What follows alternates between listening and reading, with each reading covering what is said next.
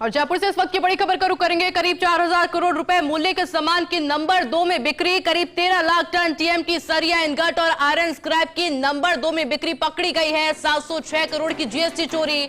DGGI की Jaipur zonal इकाई की छापेमारी में बड़ा खुलासा हुआ है। बिना बिल माल की आपूर्ति का देश का सबसे बड़ा मामला बताया जा रहा है और अब तक कुल 7 आरोपियों की इस मामले में गिरफ्तारी भी हो चुकी है। सूत्रों के हवाले से अहम जानकारी सामने आ रही है। लोहा सरिया, इनगट और आयरन स्क्रैप कारोबार से जुड़े हैं सभी आरोपी।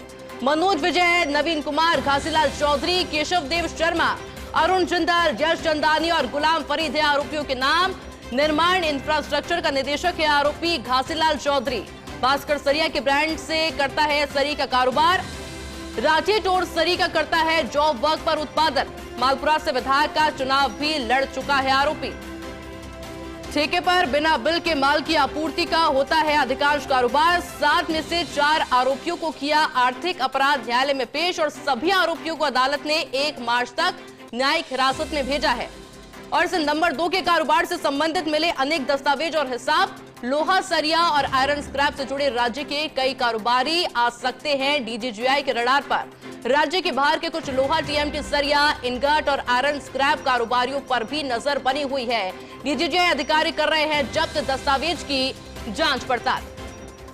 मेरे साथ एसोसिएट एडिटर विमल कोठारी भी जुड़ चुके हैं। विमल जी, जिस तरह से लगातार कार्रवाई हो रही है, क्या लग रहा है कुछ और गिरफ्तारियां भी हो सकती है भविष्य में? बिल्कुल निश्चित रूप से आयुषी इस मामले में और भी कई गिरफ्तारियां हो सकती है। जहां तक इस मामले की बात करें, देश का सबसे बड़ा नंबर 2 का कारोबार पकड़ा जाना बताया जा रहा है।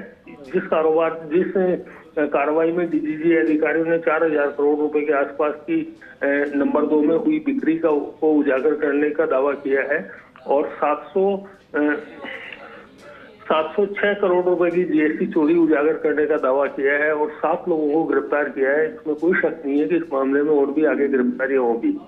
जहां तक इस मामले के खुलासे की बात करें, इसके बारे में जो सूचनाएं मिली है वो यही है कि इस खुलासे के बाद में राज्य के ही नहीं देश भर के जो लोहा सरिया, टीएमटी सरिया, स्क्रैप और इनगट के कारोबारी है उनमें हड़कंप मचा हुआ है।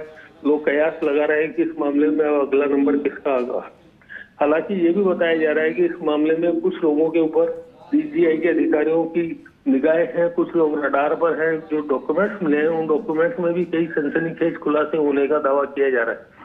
हालांकि दावा क्या है इसके बारे में अभी डीजीआई अधिकारियों ने कोई जानकारी साझा नहीं की थी।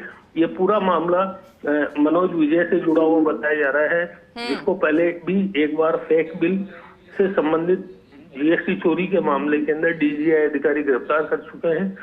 इस बंदे ने बताया जाता है कि अपने कारोबार का जो मोड ऑफ ऑपरेशन है उसको चेंज कर लिया और ये ठेकेदारी के ऊपर नंबर 2 के बिलों को नंबर 2 के माल की परिवहन की गारंटी देने लगा।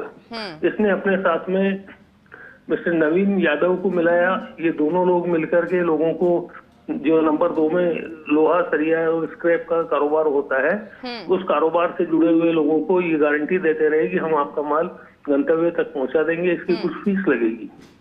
और ये भी बताया जाता है कि इस मामले में करीब 200-400 ऐसे लोग भी शामिल हैं जो इस मामले में प्रत्यक्ष या अप्रत्यक्ष रूप से इस पूरे काले धंधे को सपोर्ट करते थे। हालांकि उसके बारे में डीजीआई अधिकारियों की ओर से कोई अधिकारिक ना तो बयान दिया गया है ना ही कोई जानकारी साझा की गई है, लेकिन ये अनुमान लगाया जाना बड़ा आसान है कि यदि नंबर 2 में 4000 करोड़ रुपए, मैं फिर रिपीट कर रहा हूँ, 4000 करोड़ रुपए का कारोबार हो रहा है तो इसमें ऐसे लोगों की संलिप्तता से इनकार नहीं किया जा सकता जो कर चोरी को रोकने के लिए जिम्मेदार होंगे।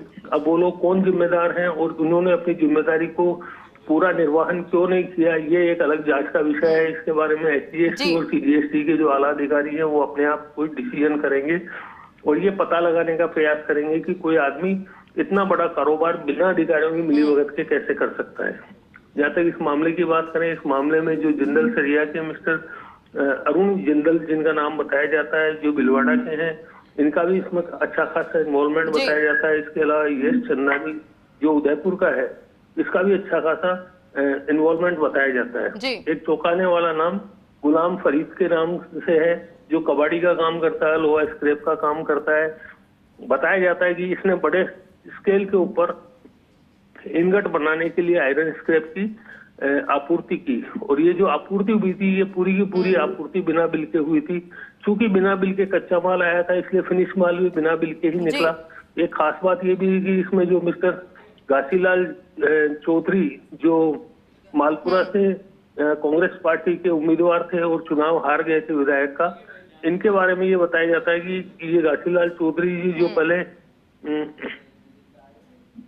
भास्कर यानी विमल जी, इस कार्रवाई से ये तो स्पष्ट हो जाता है, ये तो स्पष्ट होता है कि जो अन्य कारोबारी है उनमें भी हड़कंप जरूर मचा होगा इस कार्रवाई के बाद से। आपसे आगे भी अपडेट लेंगे, फिलहाल के लिए बहुत बहुत शुक्रिया।